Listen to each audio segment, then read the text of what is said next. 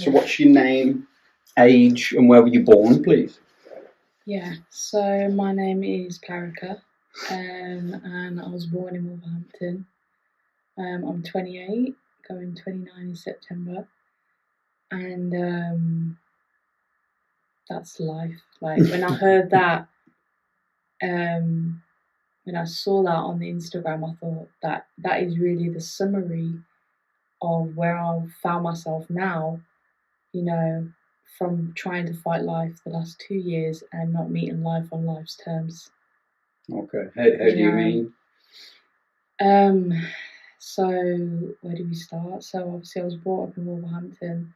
I'm a mixed heritage background, so I have this chaotic, volatile, but also very rich background of coming from an Indian father and a white English mom. Okay. So, that brought so many different, like, conflicting views and I guess a rich, just rich culture that I had as well, like with the music and do we have boyfriends? Do we not? Do we eat this food? Do we not? Am I brown or am I white? It's like this torn feeling. I was always battling that torn feeling of what is the right way. And I think I rode that very well during my childhood. Like very creative, like music and art. I love writing. So that's one of the reasons. I think writing is one of the things that is healing me at the moment. What specifically do you write? I'm writing a book at the moment. Okay. Yeah, and it's autobiographical. Okay. Yeah, so it's gonna help me hopefully string all these different reasons why in 2023 I nearly died. Basically, I had a few near-death experiences, and I never would have thought I would have got to that point. Basically, so what happened in 2023? The book is called Leap of Freedom. Leap of Freedom. It came to me. I was in the West Midlands swimming baths. This is random, but water's a big inspiration. When you're in the shower or you're around water, it can sometimes like get ideas flowing.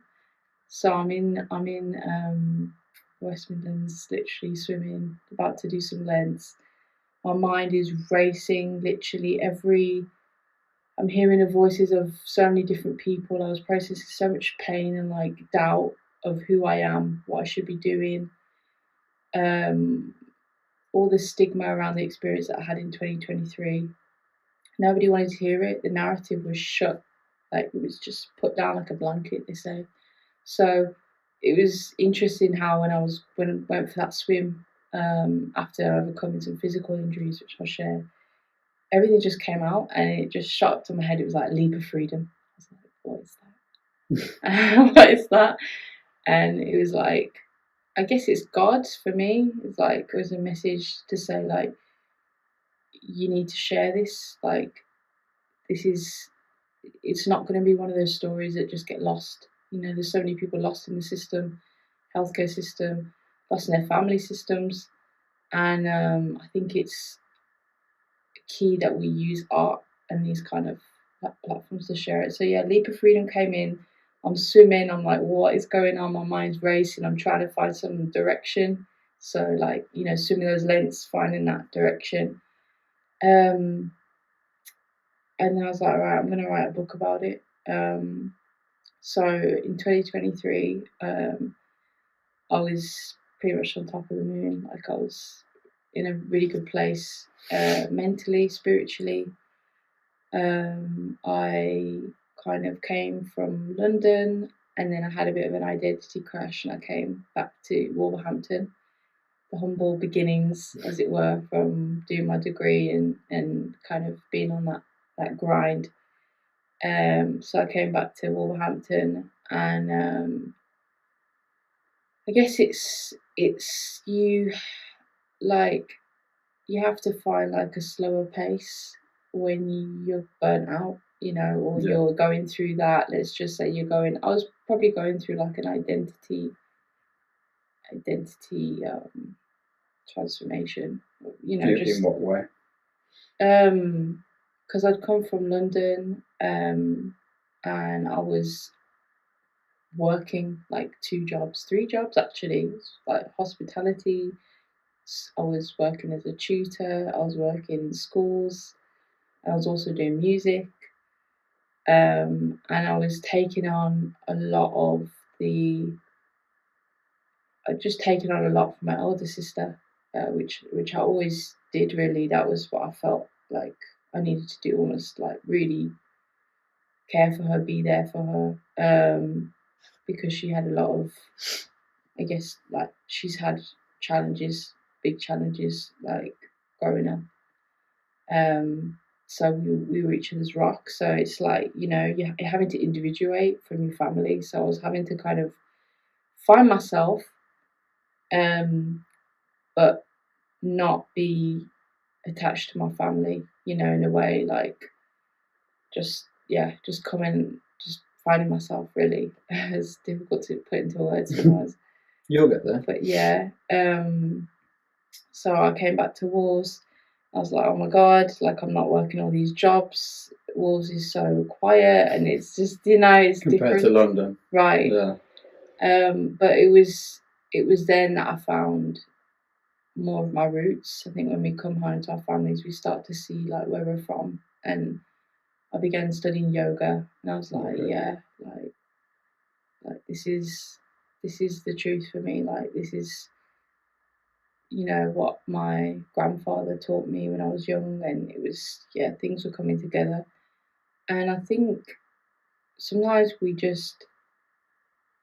it's crazy because we take on the expectations of others that are around us a lot.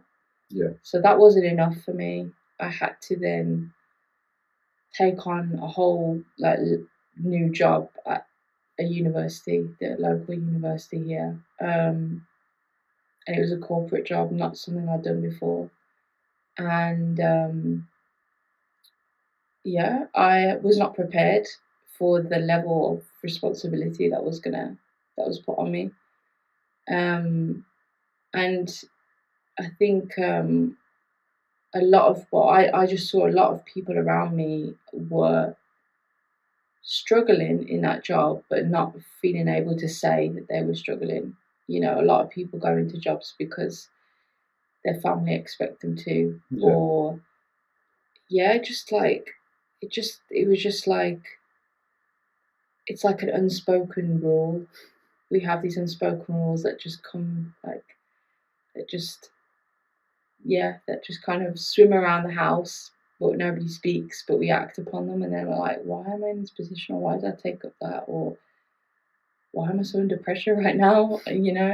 So is that how you felt under pressure? Yeah. I felt like nobody really cared, but I had to care for everybody else, and I remember February, no, it was May 2023. I spent 4 months in this like corporate environment. I was like the manager of a team as well, so it was just like, and as a heart person, so I kind of take people on as my team. Like I really take people on as my team. I'm thinking about her in her lunch hour, and thinking about him, and he just said he needs meditation in the lunch break, and I'm like, oh my God, he's late again. What's this happening? I'm really taking it on as like they're my family almost. And was you taking that home with you as well? Those feelings. Yeah, I think I was taking it home. I think I'm almost sometimes good at suppressing it so much by doing more work. So I was doing more work after work. Yeah. Because ambition for me is like, ambition has always been my savior. Like, if I'm ambitious, I know I'll get out of the situation that I'm in, the pressures. So, I was just like, I come downstairs and I remember I was, my mind was like, my brain was on fire from all the screen time and everything. And I said to my mum, like, my brain feels like a grenade. Like, I was just like, it just blotted out of me. And I was kind of shocked that I said it. I was like, oh my God, did I actually just say that? Like, is that where I'm at right now? And yeah, my mom, my other sister, they kind of just stare at me blankly. It's like the expectation on Parikah is just doing her mission impossible. She'll be fine, type of thing. Like, Yeah. And it's those signs that a lot of parents and a lot of people don't pick up on. And 2 days after that, I was in hospital post a suicide attempt, and I'd survived it. Yeah, what did you try to do? So I literally like lost all logic, lost all care, and I basically, yeah. So I was coming back from home one day after work, and I think I took the day off on one of the days, and then when I took the day off, my mind like just went even more wild because I guess it didn't have that structure or whatever I was getting from the job, that security of, my plan of and how it related to the job. So anyway, I come take a day off, and then I come home. I'm home in the morning, and I never had this feeling of I couldn't get out of my bed. And a lot of people have that, and I never had that. I'd just spring outside my bed, and I couldn't get out of the bed physically. Like, I literally couldn't move my body. It was like my brain was running, and my body was just like, just completely frozen. I was just like, I didn't know whether to cry or anything. I'm getting emotional, remembering it. Okay. Yeah. And I just remember a text from my sister. She's like, no shame, no guilt. What is happening? What is going on? And I think she's the only one who's kind of brave enough to just sense something. And she said it on a text. And that was like, first time I was like, whoa, like maybe there is something wrong. And I didn't really engage with that because that's not my role. She's my younger sister, Okay. I felt like I had to just be strong and just, yeah, like, I'll figure this out. But sometimes we can't figure out what we're figuring out. Like, you have to have an external, sounding board or something. But yeah, so I just carried on pushing. It took me a while to get actually out of that bed in that morning. And I believe and I stayed in my room the whole day. I stayed in my room the whole day, and then it was the next day. And I started to come to terms with what I was running from, family mental health issues as well. And that narrative that's just lulling in the background and everybody knows what's happening, but we never really address it. You just get on with it. You just get on with it. But there was a limit. I'd reached some kind of limit. And I remember there was no addressing, no really said like, oh my God, your brain feels like a grenade. Oh my God, what are we going to do? It was just like, like, it was just kind of like nothing really, not the intensity that you need, right, to kind of shake you out of that. And then I wake up the next day and I have the same feeling again. I'm like, I can't do this. Like, I can't. I've promised to my boss, my manager, that I'd really excel on this project that we're doing. I want to get volunteers to help this university service.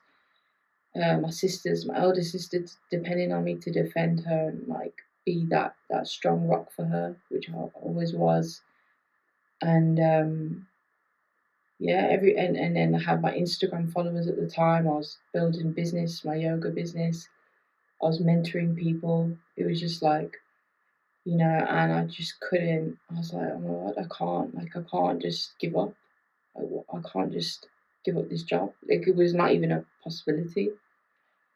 And I just couldn't stop my brain. It was just racing. And I just was like, and a few thoughts came in my head. Mind is really suggestible. Like, I found like, wow, like mind. Intrusive thoughts. It was intrusive.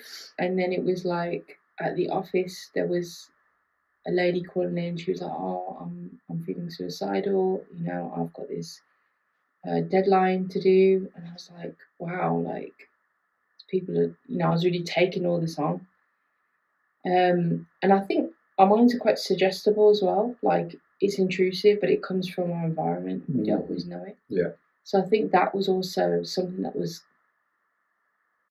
that played through my mind. And I'd seen many attempts actually in my family.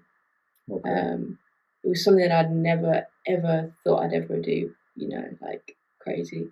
So it was one morning, and I got up, and my brain was still like, it's like ropes, like just being pulled apart. I was just like, I was just angry. It was a rage, and and my mum's kind of mirroring that. She's just angry. She's angry at this point. She's not really hasn't been able to show me compassion, but she's just angry. So I was just angry as well. Reflecting the same emotion. Maybe. Yeah. Because I guess we copy each other, don't we? Yeah. We all kind of copy each other. And then before you know it, I'm climbing up these green pastures in Wales onto a bridge, and I had a message. I felt like I had a message that this was what I needed to do. That was what it was coming through, and I'm sharing it because I think it could help people who are dealing with people who in that suicidal state. How do you get through to them? Sometimes you really believe that it's a divine path or something. For me, it was like, I'm very spiritual, always listen to my internal world, but sometimes that internal world is not balanced. It can get flipped upside down very easily. Yeah. Unfortunately. So luckily you didn't jump. You didn't take that step off the bridge. I did. Oh, you did? I did. Okay, so what happened then? Very, very unlikely that I survived. And I'm still looking at going through a few court procedures now. Like, I'm still dealing with it now. I took a jump off the aqueduct. It was about extremely high bridge. I don't know how I survived. The grace was there was a tree on the way down, so it took the friction off my body. When I took the step off, that PTSD still plays in my body. Like, I can imagine. And that's what this is for. Just get it out. It was like, it was just, I can't even put it into words. The fear was just, it shook everything in my being. I'd left that Parikah. I just said, I'm gone. Like, I'm done. Everything that I'd promised, it felt like I was betraying. And I jumped off the bridge. Completely fearless. I was like, I'm done. And things were running through my brain was, if and it's so heavy, and it's like, wow, but it's, if I do, well, I'd expected not to survive that, and I'd say, I hope this is a message for people to wake up. Like, my sister, I felt like she was being neglected. I've seen it over and over again, and it's more complex than that, I know, but I was like, well, if I do, I hope that this is gonna shift something, because I'm sick of like seeing this level of neglect, like emotional availability that was going on. So I jump off.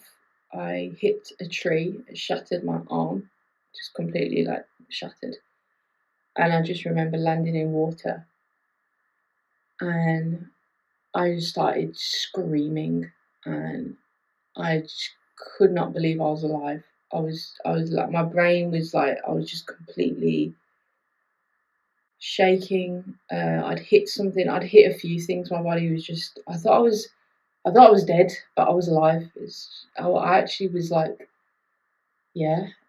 I didn't think I was alive, but I was. It was really strange. And then I still had thoughts. So I was like, right, what do I need to do now?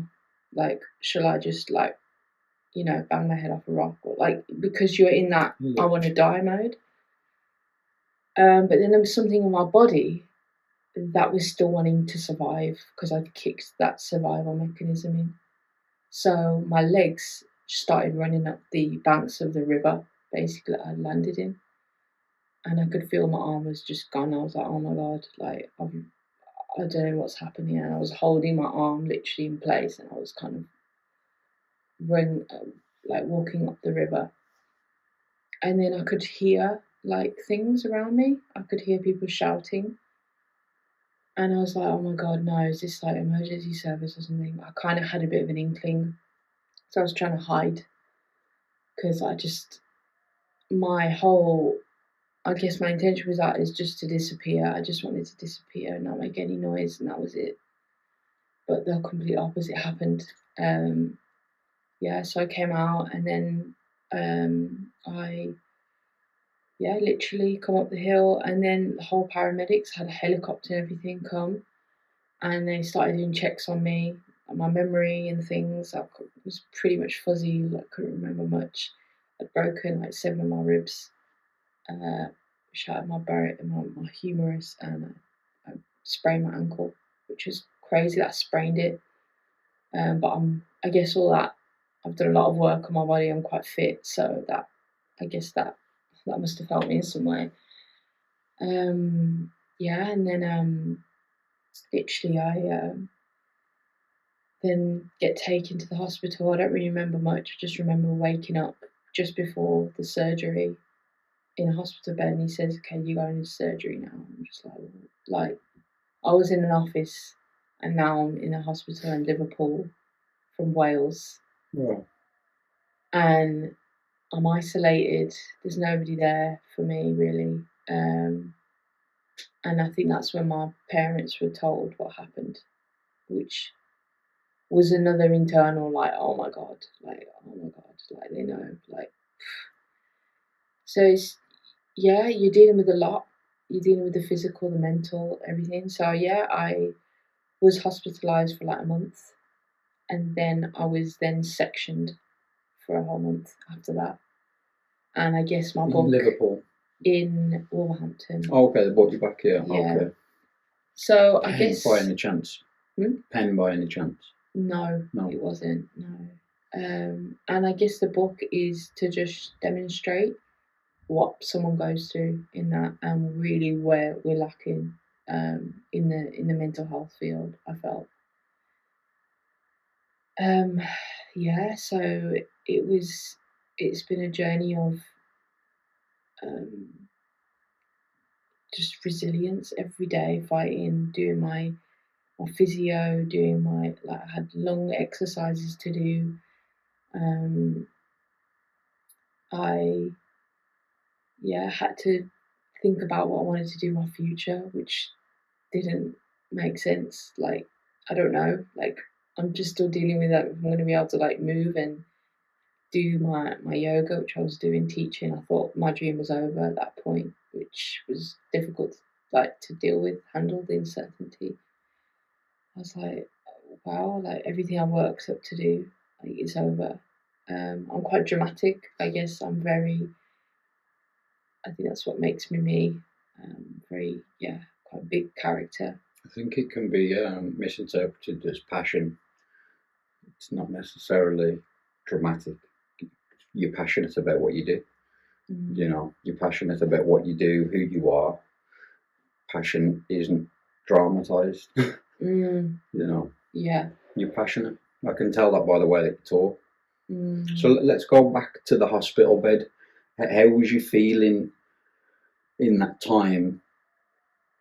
knowing where you was, knowing you didn't end up doing what you initially wanted to do. Yeah. How was your mind then? I think initially I was not happy. I didn't get my control over the situation. It was like resentment to God, whatever that conception is for me. It was like I wasn't in control. I didn't feel in control of my job. Didn't feel in control of, seeing my sister have her struggles at the time. It's not in control. It was like frustration. And that doesn't make a good patient either, No, I can imagine. Mm-hmm. Don't you think that you survived for a reason? I'm discovering that now. I feel like I am. I have shared it to a few people and they have said like, wow, like I think you sharing this will help people understand the complexity of it. So I'm slowly coming around, but I would say that it's difficult to not be in control. It's not, to not have an influence over things. But again, it's like that's life. Like life has its way. Like I wasn't honouring life in that office job. I didn't say I need to leave this job. It's too much for me. No, I said my mind said you stay in this job because you said you're going to do it. And one of the things I've been writing is about is the concept of loyalty. Sometimes we feel like we have to be loyal to something. Yeah. So hard. Without being loyal to ourselves. And it's like that's sacrifice. Like that's too much. Yeah. And I really went there. Like I was willing to die for stuff. Like but I knew that wasn't my wisdom speaking. That was just my fear. That was my emotion speaking. So yeah, I mean, people need to understand. Like sometimes you have to drop your loyalty. Like that loyalty that you think is noble is just it's exaggerated. And harming yourself. Possibly harming yourself as well. Yeah. Yeah. So yeah, and to energetically bring someone down from doing that, I think is kind of what interests me. I don't know if it's something I want to look into helping others, but like when you rev yourself up to do such an act, it's a lot of energy in that direction. Yeah. Obviously, because I come from my background as yoga and psychology, so I'm very interested in the mind and recovery. And I had a therapist. I had a mental health support worker afterwards. Had even they brought like a priest in as well, like a Hindu priest. Okay. Because they thought that would kind of resonate with me in my background. I had a lot of people try and get through to me, but it was like finding a needle in a haystack in terms of like trying to connect with me. What was your internal saying? Leave me alone. Leave me alone. Let just I want to find peace again. Nothing felt peaceful. And I think there's a lot of neglect that goes on in the mental health, in this being sectioned. So you go from being in a hospital, isolated, having limited visiting times, to then now going into a mental asylum, essentially with other people that are also not stable. That's already traumatic in itself. So it's like I think we can do a lot better with that, like individual one-to-one, or something of, I mean, that's a whole different avenue to take. What do you think needs being done in those areas of the NHS?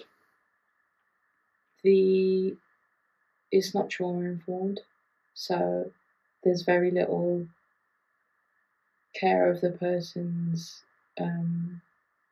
internal experience, their story, the pace that they may need to go at. It's more like, okay, here we go. We've got the routine here already. You're taking your medication. You're getting up at this time. We're surveying you every 15 minutes. There's very little kind of trauma-informed training. Like, there's no yoga, or there's no kind of breathing exercises, or and then you're around like just people that are banging doors. It's like taking, people weren't allowed to take drugs, but there were people on rehab in there as well. So I think it really, as much as I want to, I don't have 100 arms. I'd love to change a lot of things, and like social changes, but speaking about it is the start. If someone else can realise, you've been in these positions and you realise yourself, hopefully someone in a higher position can realise that. And just to put you at ease, I've been in those same places as well. Okay. So I know exactly what you're talking about. It seems quite scripted. This is the template. Everyone gets the same kind of treatment, give or take a little bit of change, but it's quite very much the same, isn't it? Yeah. Unfortunately. That's interesting. Did you feel like you were given the right attention? Like, did you get that attentive care? Not really, no. Not really. I think medication can help, but I don't think it's the answer. But that's all they give you. There's nothing really else that they know. But this is about you. Yeah, it's interesting to have a mirror as well, though, for somebody else. That's why I do this. Yeah, it's healing for everybody. For everybody, yeah. It's interesting how many paths we walk and we don't realise we're on the same path sometimes. It's very interesting. Yeah, it is. It is. And I think one of the things, when you're talking about being scripted, I've really looked into the body when I did yoga and things, and I was understanding that we digest experiences. We have to digest it. We have to process it. We have to sit with it, live with it, speak about it, cry. And in those places, there's no space to do that. Because there's people interfering in your space. There's people telling you need to eat every, 3 times a day. For me, and a lot of people disagree, but I don't think, you have to eat. Like, you're not going to die if you don't eat. You're going to die if you don't feel love or belonging or sanity. And so I was fighting the food thing. They were telling me to eat, all the time. I was very, very skinny. I was like maybe half the way I was now. So internally I knew, okay, I do need to eat. But then it was like, I don't have the guts to do it. My guts are still processing what's just happened to me. I don't care about lunch. I'm still trying to figure out why I'm here. And that it hurts to know that I can see people coming out of those situations a lot better if there is some kind of somatic element, cold water baths, yoga, nature, allocated one-to-one care for each patient, not necessarily putting us in a ward with other people, who are pretty much very unstable. They haven't got a stable grasp of reality, because that's all we're trying to do. We're trying to make sense of reality. Yeah. And I guess people are left to their own devices in those situations, which is not wise, No, not for the state of mind. No. So that's kind of what's brought me to think about, like, how important it is to be connected to ourselves, our bodies, nature, knowing when we need to eat or not, giving us the choice whether we want to do that or not. It's kind of like, in psychology they call it like infantilization, when you try and make someone almost like a baby, like you feel like you're being babied rather than treated with dignity, like you're a human being. That's how it feels, isn't there? It's dehumanizing, and we minimize it. Yeah. Like, it's minimized. Like, you go in there and the nurses, because it's their everyday 9 to 5, they're like, oh yeah, it's just another patient. Oh yeah, like, it's just like, yeah, they're desensitized to a and fashion. we're in there. Our bodies, our primal energies are screaming, and they're like, yeah. So it's like a mind warp, and then you call crazy, and you're like, I am, yes, because I am crazy, like, because of my environment is creating this, not because that's what I, like the label that I'm going to put on myself. Yeah, that's not naturally you. No, it's not. It's a natural reaction to a very unnatural situation. Yeah, I agree. And I think the suppression is what causes people to go inside of themselves instead of, like, find expression, find some kind of sanity. And then obviously we have these labels, these diagnoses as well, which we come out of these places with. That's the only thing we've got left, a lot of us, because we don't know, we haven't made sense of it in our own way. So we take on their diagnoses, we come out, and then we're back into the GP, back into the whole paradigm of that again. Yeah. Which we know is exhausted and underfunded. Yeah, extremely. I actually came out from the Liverpool hospital, and I read afterwards, when I'd kind of come out of the situation, that I actually needed more care with the PTSD after that situation, but they didn't have funds, so there's no mention of it. There's nothing, and got straight put into that. And then I developed a very strong eating disorder afterwards, which my income, my place in society, my place in work, interrupt my relationships with my family, my housing, been homeless after that.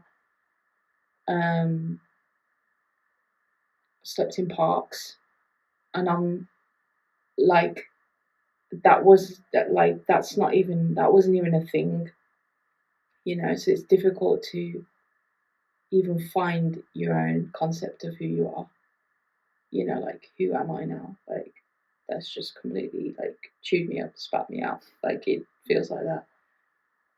So so I guess it's just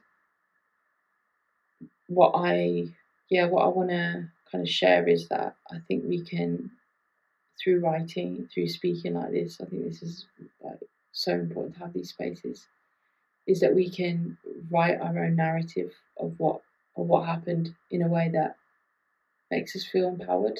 Like, we deserve that. And a lot of people don't. I think they just accept what's happened. Family minimizes it as well, because they don't know, they don't understand. I'm not sure how to react. Right. It's a lot. It's a lot for them. It's a lot, and I think they probably are fearing failure. They're probably fearing getting it wrong, so they do nothing instead of actually take some kind of action. And I say that because I think it was both sides. I think my family were supportive, but they also were not. There was instances where they did show the support, but it kind of just, for me, it didn't make me feel safe or supported. So how would you advise someone else's family to deal with this type of situation if their spouse or son, daughter, or is going through the same thing? What would you say to them? I've thought about this, and I think saying to the family, like, you need to come out of the situation. Actually, that's the way I see it. You need to, like, let go of your ego and let other services support me. So there's a book actually by I can't remember his name, but it's called My Way, My Mental Health or something like that, and he talks about this. And I think it's really understanding that the family are affected emotionally. They're not going to come from a rational state of mind. No. So we're putting way too much pressure on them. But then we don't have much. We have this obviously NHS system which is very underfunded and it's exhausted.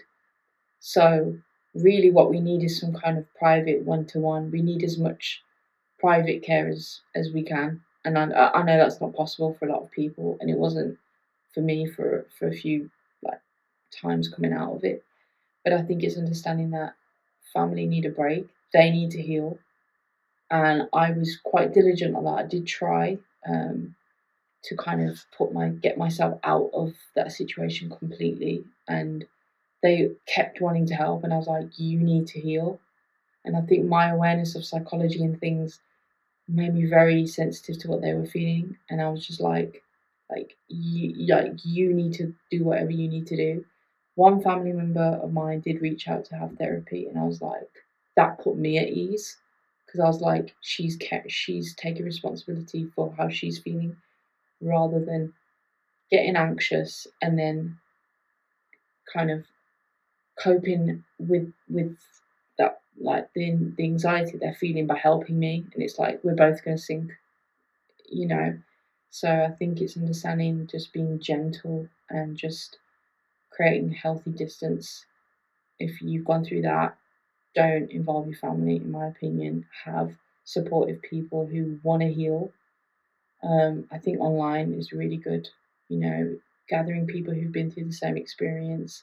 Maybe they're sharing stuff online, maybe they're on like YouTube or like doing podcasts and things like that, and create a community for yourself that you feel validated in, and then you can kind of involve your family because you've got that protection around you. You've got they're not going to someone's not going to doubt your experience anymore. They're going to say, yeah, you did actually experience this. I get it. I felt it. I lived it as well. Because I think just having the nuclear family, it's a lot of pressure. Do you think a lot of this stems from your childhood, or even partially? I think most of it is. Most of it. Because it was the first thing you mentioned, with your dad being Hindu, is it? Sorry, and your mum being white. That's the first thing I noticed, how you mentioned that first. So, do you think that it comes from those times? Yes, it does. It's. I think as a child, I felt stressed. I don't think a child needs to feel that stressed about whether one of their parents is okay. And I think a lot of families are like that, but I do sometimes I think there's like no family that is like sane, but I think there are families that have maybe more emotional capacity to deal with their kids and to deal with themselves. But I think I was very stressed, I was very pensive child. I think I felt I had to like work everything out in the family, and I didn't feel held by my mum most of the time, and that's quite shocking for like if you don't feel held as a kid, who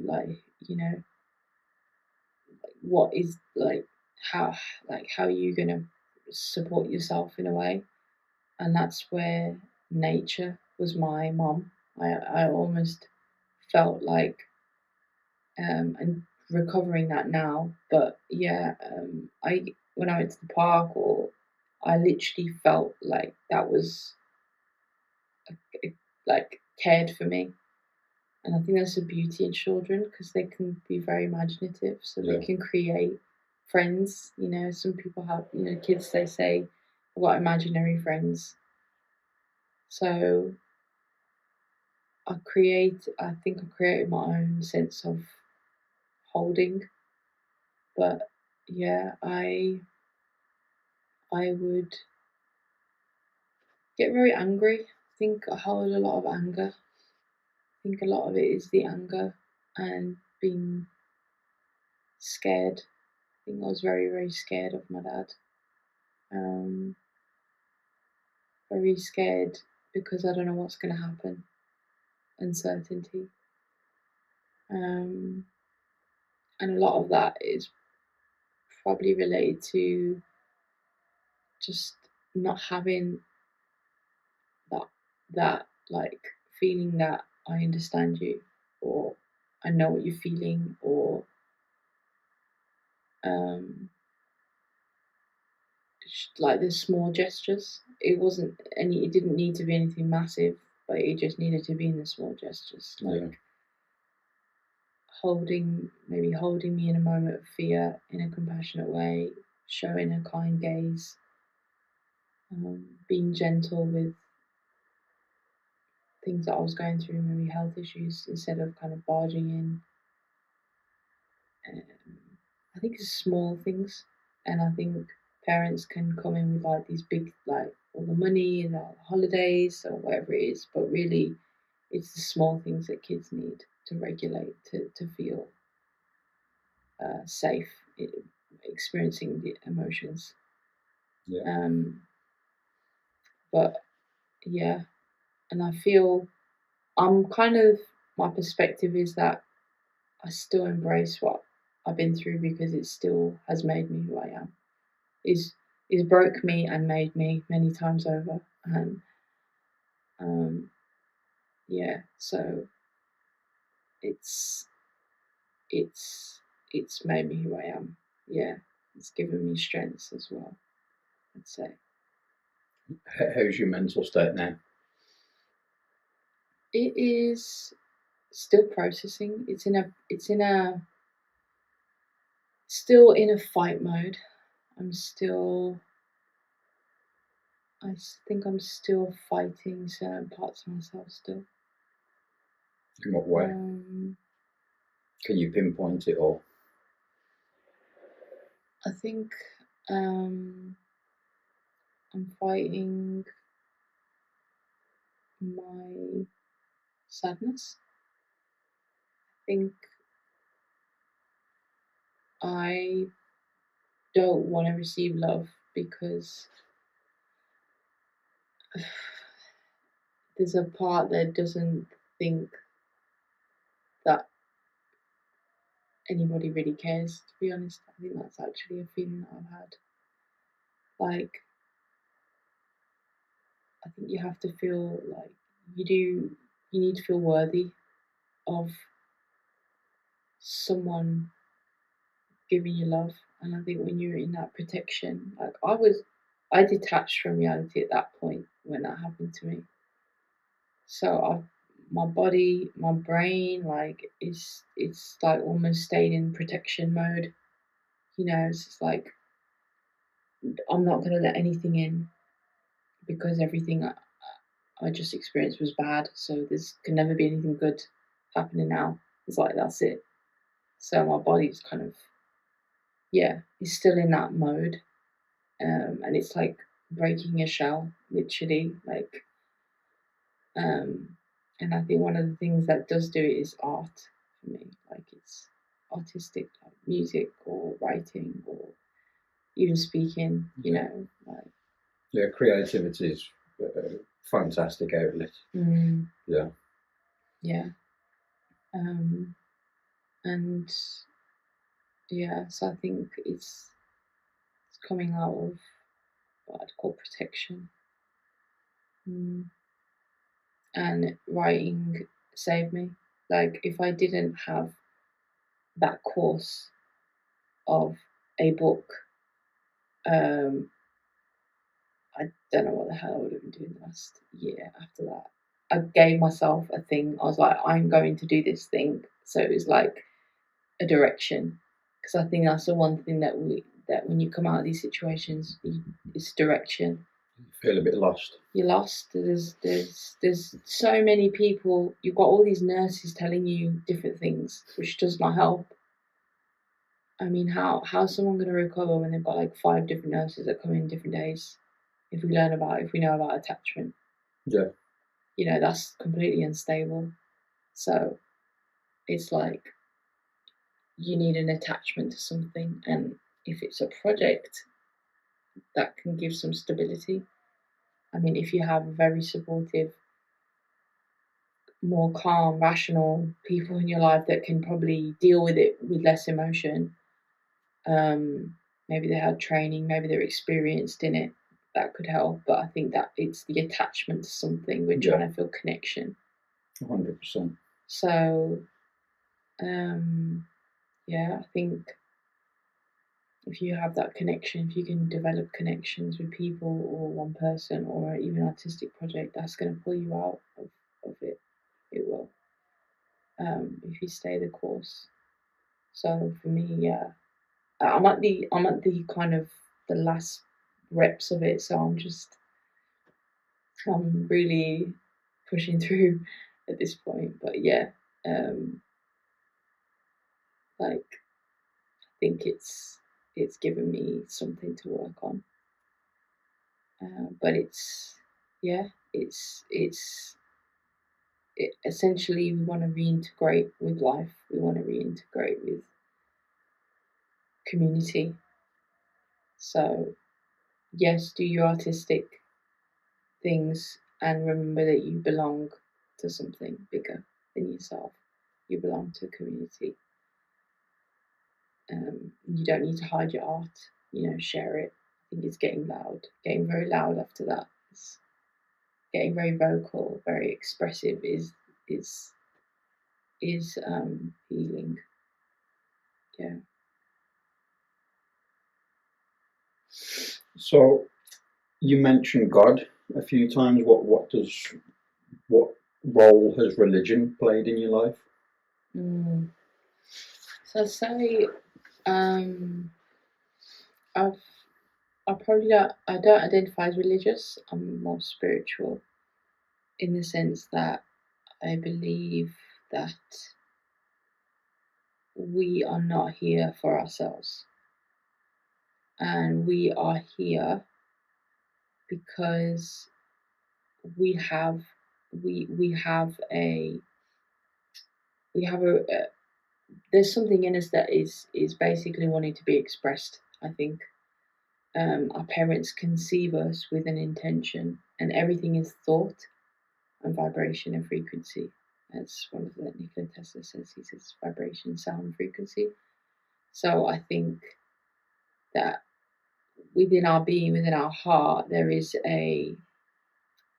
almost a question that we came here to ask. And I think in a very complex way, we come here to answer that and be a message for others.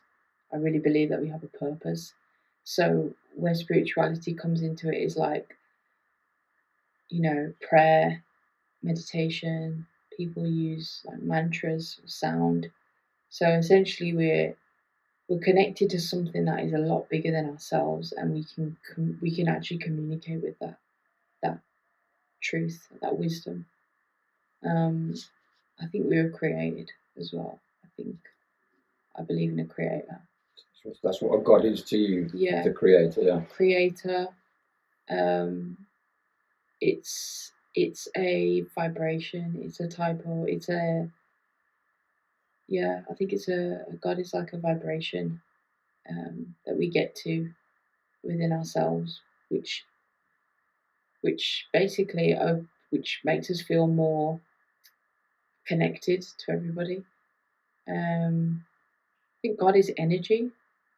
God is just pure energy, creativity, not necessarily love as we think it is, like attachment, but more it's just like truth, energy, whatever that the truth is to you is more important than, making peace with other people.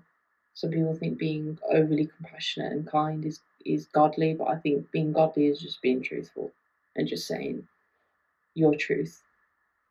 Because I think the way our lives, I've been born for a specific reason from these two parents in this location, had the experiences that I've had. They've rippled onto different things. They've created ripples in my circles, in my community. I've seen it, good and bad. And that's my purpose. That's powerful. And I think we can influence that more and more. The more we connect with God, which is essentially the truth of our experience. Yeah, like personal experience. That's one thing that came to me. I think I was on social media and I was listening into like a podcast, and there was a mentor on there, and she said personal experience is the highest form of knowledge. And I was just like, yeah, like I have to just talk about what I felt and experienced because that's the only thing that is unique to me. Yeah. And I feel like that is a big part of God. If we want to talk about it, that's God, not so much all the rules. I think we need rules. I think rules is good. I do think we need rituals, routines. But whatever you choose, the path that you choose, a container, that's your choice. I don't think there's one religion per se that's true. I just think God is universal. There's one God, Yeah, that's what I'd say. I believe in prayer. I believe prayers are very powerful. In what fashion? If you don't follow religion, what type of prayers do you say? So I actually was Muslim for quite a while. Okay.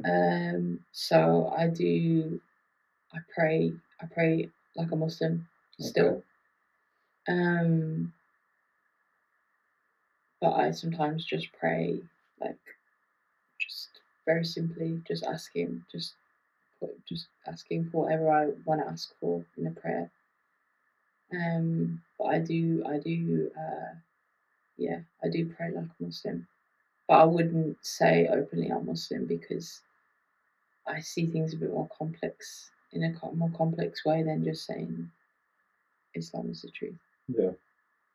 Yeah, I think they've all got something right, but none of them have got it all right. Mm-hmm. If you know what I mean. Mm-hmm. Mm-hmm. Mm-hmm. So, is there anything else you'd like to get off your chest or say to the public? So much, but yeah, I think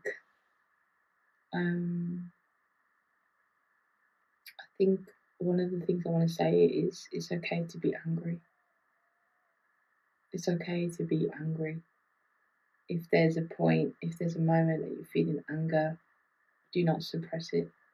Put it into something. Say it. Let conflict happen. I think I've been aversive to conflict, and that has really not helped me. So be angry. Like, we have a lot of things to be angry about. Obviously not to the extent where it's consuming you. But I think the only reason it consumes us is because we're not expressing it or channeling it.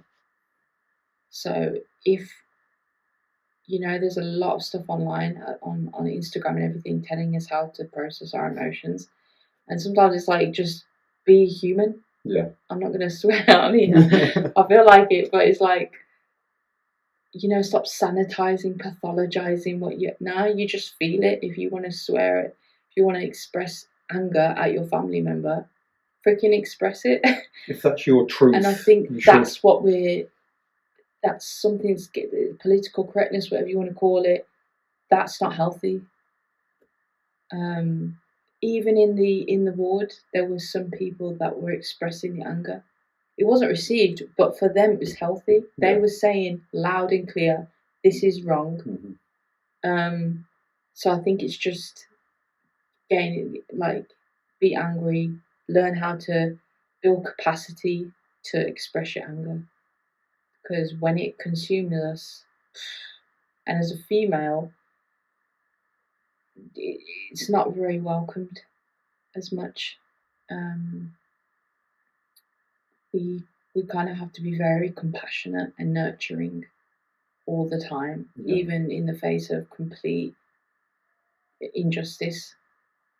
And no, so that's my main message, really. Like, if you're angry, just say it, just get it out, because it's God. It's God. It's truth. It's truth. If someone is being wrong, doesn't matter if they're family or not, or friends, you need to say that needs to come out to balance things out, to give people a reality check. Otherwise, we're in this like, oh, everything's fine, and it's like it can drive people to what I experienced. I never want anybody to have experienced what I experienced. It's been horrible. Like, don't glamorize suicide as well. There's a lot. Obviously, there's a lot of people talking about it, which is great. Awareness, which is great. But be careful when you're reading it, just what state you're in. Yeah. It's, at the end of the day, it's a really gruesome, horrible. Yeah, it's not nice. It's not glamorous. It's you're likely to survive from it. You can survive from it. I did try again. I was very close to trying again, and the thing that stopped me again was the fact that you can survive from it. So you can survive. In the same way? No, different. In a different way. Yeah.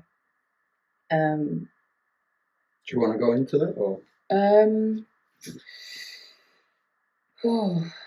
I'd rather you get it off your chest while you're already doing it, But if you don't, I'm also happy with that. I don't know. I actually don't know how I feel about it. It replays in your subconscious. I actually believe, this is something from David Hawkins, one of the consciousness people, but I nearly was killed by basically a Rottweiler because I was self-abandoning. I also had a bike accident, which I had to go back to the hospital to check my humerus bone because I'd landed on it, and I don't even know how I survived that, the way I fell off that bike. I was doing reckless stuff after it, and then after that, I basically tried to hang myself, and the reflexes are coming up, but I don't know whether to cry or laugh. It's like so crazy, It's not glamorous. You can do both if you want. Yeah. Let me get you a tissue. Come on. Yeah, and I think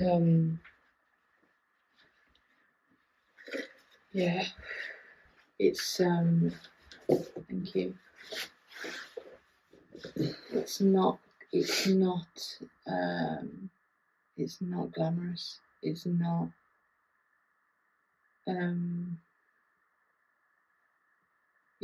it's not, it follows you, so you have to heal, you have to process that, which I'm glad I don't have that anymore. I don't have any urges anymore. Yeah. So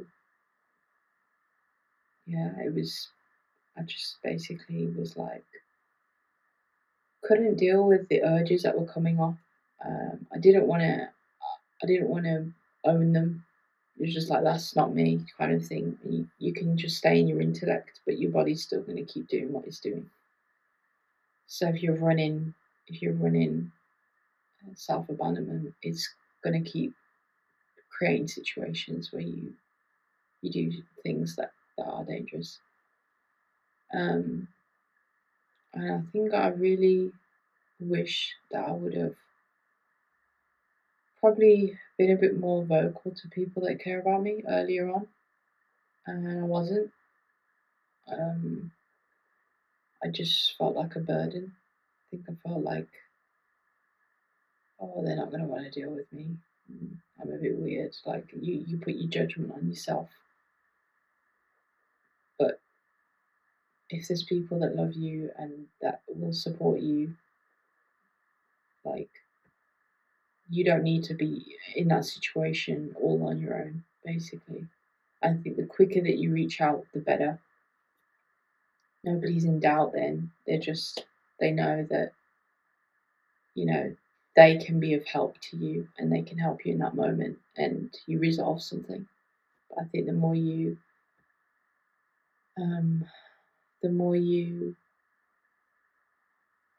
just close in, it doesn't help anybody. I think another thing would be reach out to people who really can care for you, who are there for you. It might not be family, and sometimes I think it's probably healthy for it to be other people, to be honest. And yeah, it's some things I can't even process. Like, I think it's going to take me a while. It takes a while to make sense of it, really. Yeah, I think I think there's like, we can trivialize it. I think it's like people, like there's a minimization of it. I think you need to just express it. That's kind of my message, really. Just express yourself. And be curious. I think be curious. Don't always think that have the answers. Yeah, because I think I really have gone through this, and that's one of my weaknesses. Is I go into my intellect very quickly. I want to know. I want to have the answer very quickly. And is that from the psychology? I think it is. I think it's from schooling. I think schooling can be conditioning as well. Mm-hmm. To be honest, I think it's schooling. I think all those like grades and getting like high achiever. Obviously, I always get the A's, and I was very preoccupied with doing really, really well at school. So I think that's also kind of conditioned me to like always think in terms of like intellect and being by the textbook and not letting somebody else have the say on it. And yeah, I think it's a psychology. Yeah. When you study it and you invest in it, you kind of get that pride. And I think pride is not helpful if you're trying to, if you need help, you've got to let go of that when it's helpful. Yeah. So is there a piece of advice that you've received through this time that you pass on to anyone else? That's a good question. That's a very good question. There's quite a few things going through my mind. I think somebody did say to me, I remember, I think one nurse said to me, like, she just said, you need to smell the roses. And that's quite a cliche, thing to say, but I think you need to simplify it and you need to give yourself the grace in those times to just be around beauty and be accept the boredom and the simplicity, because you can get very addicted to the stress of everything, like the rush. So like when she said that, I was like, yeah, that's powerful. And then I'd say another piece of advice that I had is that nobody is you. Like nobody is you. It was again from a book. A guide wrote his whole experience having a mental health crisis and everything. And he said, yeah, nobody is you. Like no one's actually gonna understand you. You have to do that yourself. Mm-hmm. That's where it's hard. Mm-hmm. Yeah, definitely. So flip it on its head. It's a privilege to be yourself. Like there's only one you or me. Yeah. So just honor that, honor your own story, I think, and your own perspectives.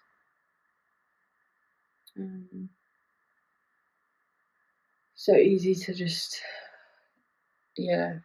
abandon yourself. Yeah, but it's hard either way. I think it's hard either way. I find it's been hard abandoning myself after that. Having periods where I've just not been in myself. It's actually it's harder to do that, I think, than actually to take yourself seriously. Yeah. If you could go back to an 8-year-old you, what would you say? Go back to 8-year-old Parikah.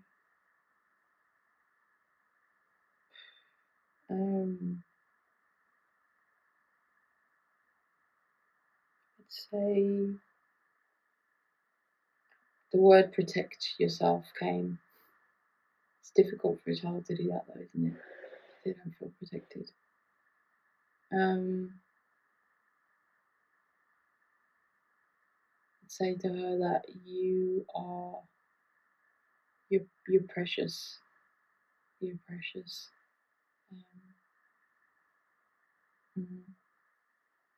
You are precious, no matter how anybody else treats you. Yeah.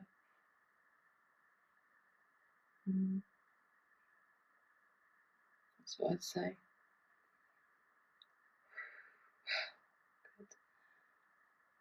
You're stronger. Yeah. Thank you. And I don't think that's helpful. I want to say to her, I actually want to say to her, like, soften up. Soften up, because it's not, you can't hold all of that on your shoulders. No. A child actually, a child's not meant to. A child's not meant to hold all of that chaos on them. A child's meant to be playing, having fun, doing kids things. Yeah. Yeah, I want to just tell her, like, I want to tell her, like, F them. I want to almost say to, like, just do your thing, believe in your thing, whatever that is.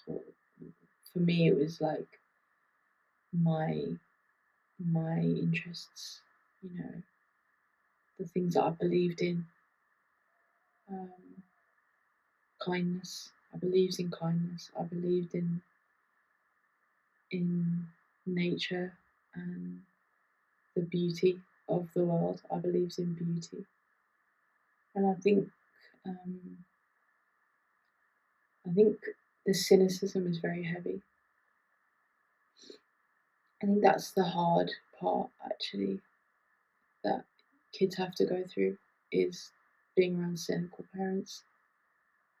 And kid doesn't need that. They need a lot of inspiration and just joy. And I think that's the thing that I did, was a reaction to that route.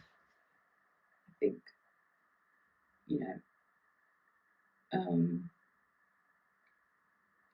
so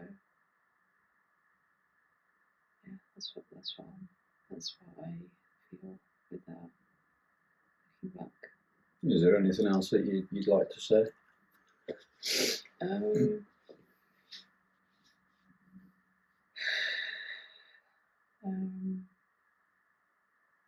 Not anything more. I'd say, like, if you're interested, I'm hopefully going to put this book out when it's ready. And if they want to read my book, that would be great. I think it would be a good source of reflection, a deeper reflection into how someone will feel having gone through that. So, and I hope that that the energy I put into that does help somebody to maybe take a step back from whatever they think they need to do. I'm sure it will. Yeah. Well, thank you for your time. Thank you for coming and telling us your story today. Thank you. Thank you very much for this space. Like, I wasn't, didn't know what to expect, but you hold space very well, so I felt comfortable too. Thank you. Yeah.